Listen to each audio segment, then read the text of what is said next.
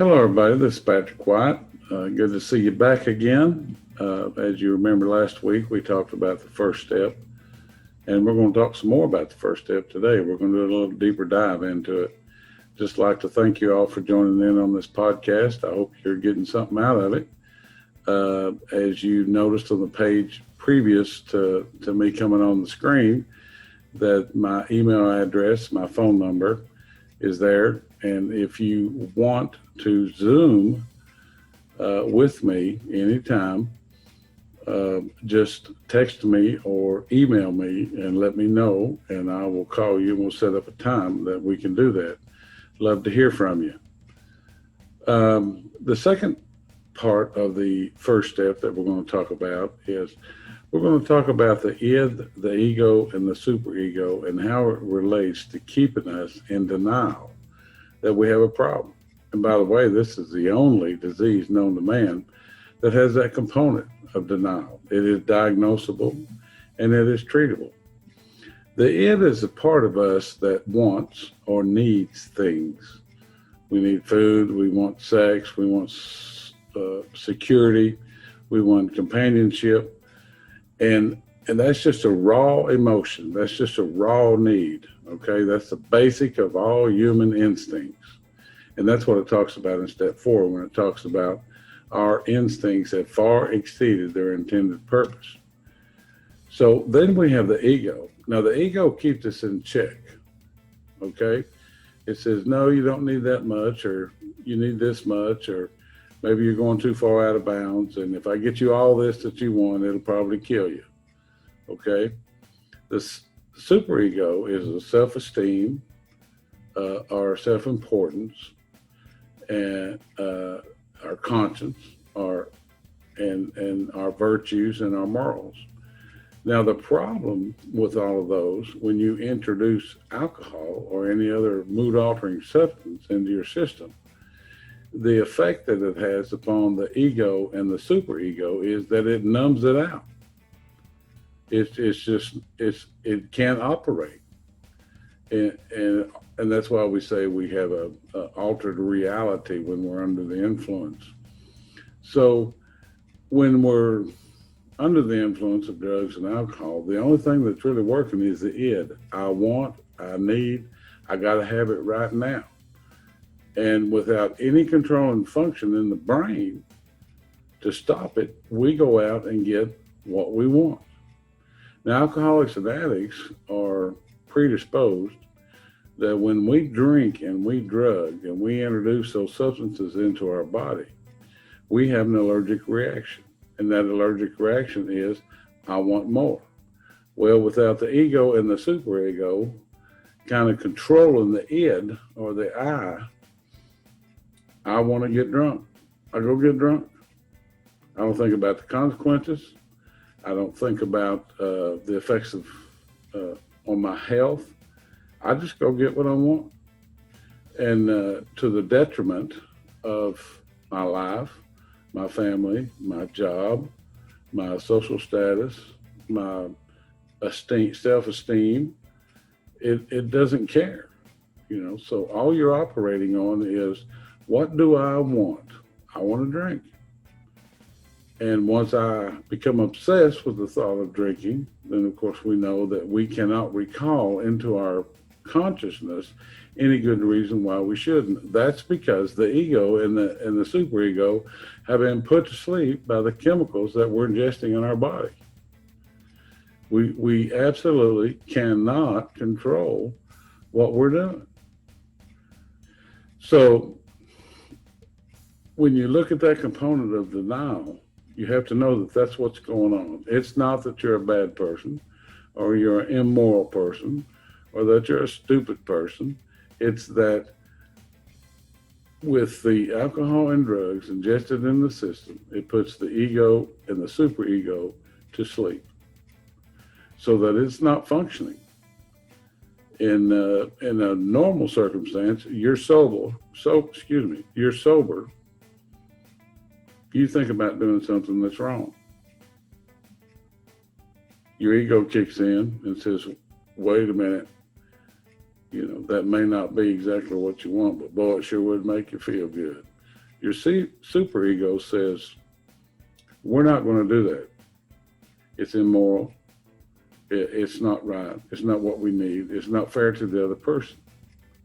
So without those controls in place inside us internally, we just go do whatever we want. We lie to anybody we can to get what we want from them. And then most of the times we throw them away like an empty beer bottle. And also with no thoughts of right or wrong. We just do it because we want it. We're following the most basic instincts within us. I want to be rich, so I'll steal from people. I'll manipulate them. I'll con them. I'll deceive them. I want to be famous, so I'll go ahead and do things that make me famous. I want this girl. I want this guy, so I'll lie to them. I'll tell them whatever I got to tell them to get what I want. That's what the id's all about. There's also a talk we'll do later on called Me, My Higher Power, and I. And it's along the same lines. So, in denial, it sets us up for loss of control or powerlessness. Powerlessness, of course, is once we've ingested that chemical, we cannot predict with any reliability what's going to happen, how it's going to end, when we're going to stop, how much we're going to use, until we become incapacitated, incarcerated, or dead. So when you've got those two components, you've got denial and your ego saying, or your id saying, go for it. Your ego is asleep. Your superego is asleep, and you can't stop yourself. You go out and you take that first one. And with our chemical makeup and the allergic reaction that we know is absolutely true, then things become unmanageable. We cannot control ourselves. We cannot be a family man. We cannot be a good employee. We cannot be honest with ourselves, let alone anybody else. We go commit crimes to satisfy the id's request for more drugs. We end up in jail. Eventually, we're out of money. We're broke. We're homeless. We're on the streets, and we're living the life. And the only thing that we're living for at that point is to get what the id wants us to have, and that is more drugs, more alcohol, to the point that our life is so unmanageable, we can't control anything in it, nothing. Because most of the time, by the time we get through, or we come to the point where we think we might actually want help, there's nothing left. The family's gone. The kids are gone, the job is gone, the money's gone, the health is going, our hope is fading, and we feel alone and frustrated. And all we can do is satisfy that basic need, basic want, that we want to get high. And that's addiction. That, pure and simple, is addiction. Now, once we've done the first step, and we understand that we're not bad people trying to get good. We're sick people trying to get better. What the sickness is that we have totally put to sleep 66.6% of the controls within us internally that keep us from doing something that's destructive to ourselves. We've lost control. We've lost any brain function that says that's not a good idea. And that is the legal definition of insanity. When I cannot find anything within me or within my brain that stops my body from doing something that's self-destructive, even to death. And we end up in a pickle. And we go to therapy, we end up in treatment, we go somewhere for help. We want somebody to tell us, what is wrong with us? What's happening to me? Why can't I stop? You can't stop because there's nothing within you to make you stop. The only thing that can control the urges of the id, control the wants and the needs and the basic satisfaction of our instincts, is pain. When pain enters the picture, the id is constricted. It cannot operate. I want to get high, but I've lost my family, and that hurts. And I've lost my job. I don't have any money. I'm destitute. That hurts. There's nothing the id can do to relieve you of the pain of the destruction of being out of control and unmanageable. So you don't like the pain. You don't want the pain. You realize something's got to change. So you enter into a treatment center. You go to a halfway house. You go to therapy. You get a psychiatrist. Please help me is what we say. Please help me. And sometimes we'll even kneel down and pray to God and say, God, help me. And then the journey begins. You come in, you start learning about recovery, and you look at that first step, admit your powerless over your drug of choice, and your life's becoming manageable. We get into a situation in treatment where we can't use, so our mind begins to clear up. The id's still doing its thing. The ego's kicking in a little bit. The superego's kicking in a little bit, and you're feeling the shame and the guilt and the remorse because of that superego. And the ego going, hey, we can't have all this anymore. We can't do this anymore. It's killing me. I'm dying here. Help me. So they begin to discuss with you about the 12 steps of whatever addiction you've got.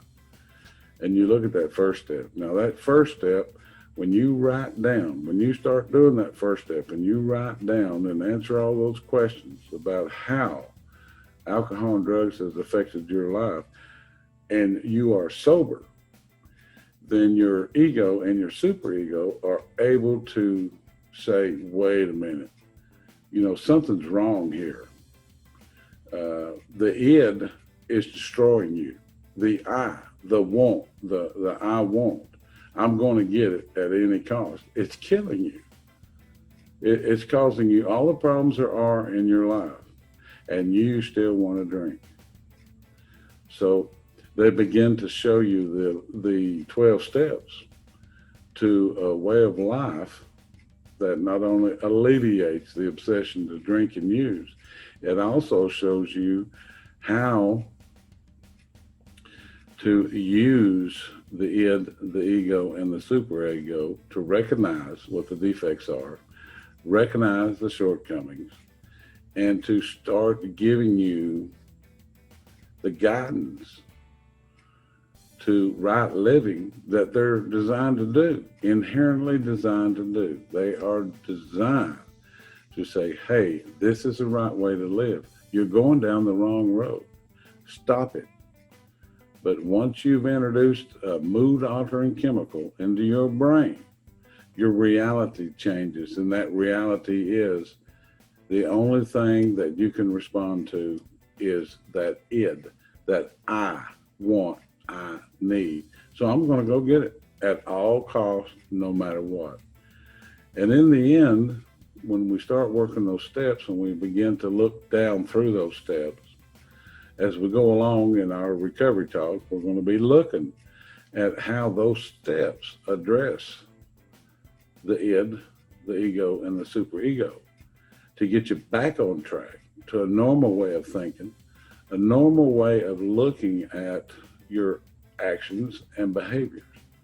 We're also going to be looking at the root causes of your behaviors in the first place. Could it be from a dysfunctional family? Could it be from abuse?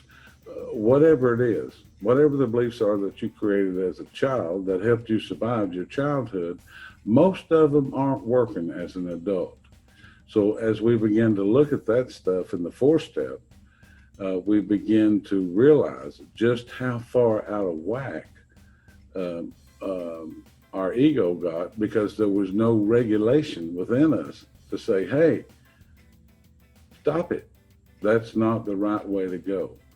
So if you'll join me next time for podcast number 3, we'll be looking at the second and third step and what that means in terms of trying to get your ego and superego back in check by using someone outside of yourself to help you realize that you have lost control, that you have become totally insane in that there's no controlling function in the brain that keeps you from doing something self-destructive.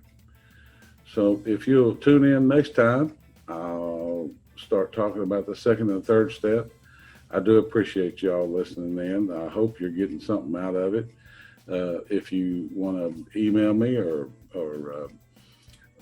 call me and give me comments and suggestions on what I might do next or what you agree with or don't agree with, this will also be put on my Facebook page at Patrick William White. It'll also be on the Recovery Church of Knoxville Facebook page, and I will be sending it out in emails to those of you that are on the waiting list. God bless you, and thank you for listening.